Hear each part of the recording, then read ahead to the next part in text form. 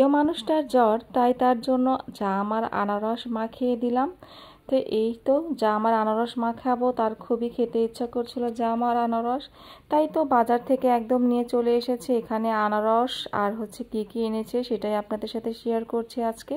তো এখানে জামও এনেছিল, এই প্রথম জাম এনেছে এই মৌসুমে, যেহেতু জাম পাওয়া যায় এই প্রথমবার সে আমাদের জন্য সবার জন্য জাম এনেছিল।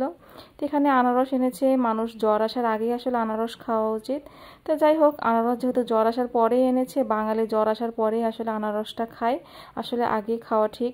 তো এখানে হচ্ছে এই তো রোগ প্রতিরোধ অনেক রকমের ক্ষমতা আনারসে আসলে আছে।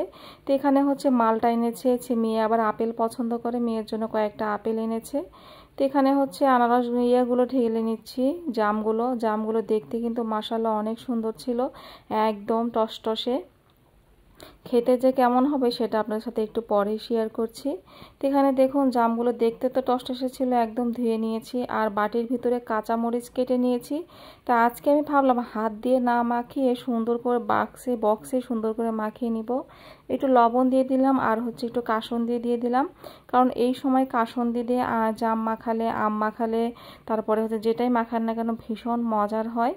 তো এখানে হচ্ছে কাসুন্দি দেওয়ার পরে বক্সটা ঢেকে নিয়ে একটু ভাবলাম এভাবে ঝাঁকিয়ে ঝাঁকিয়ে একটু সুন্দর করে থেতো থেতো করে মাখায়, কিন্তু দুঃখের বিষয় জামগুলো দেখতেই সুন্দর কিন্তু জামগুলো অনেক শক্ত শক্ত ছিল, কোনোভাবে মাখানোটা মজা হচ্ছিল না। পরে হাত দিয়ে সুন্দর করে মাখিয়ে নিচ্ছি। বাঙালি বলে কথা, হাত ইউজ না করলে কোনো কিছুই স্বাদ লাগে না। বাঙালি যেটাই হাত দিয়ে রান্না করবে বা খাওয়াবে সেটাই অনেক মজার হয়।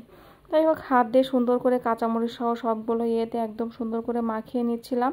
এভাবে জাম মাখালে জামটা বেশি মজা লাগে, কারণ ঝালের ভিতর ঝাল লবণ সব কিছু ঢুকে যায়, একদম খেতেও ভীষণ মজার হয়।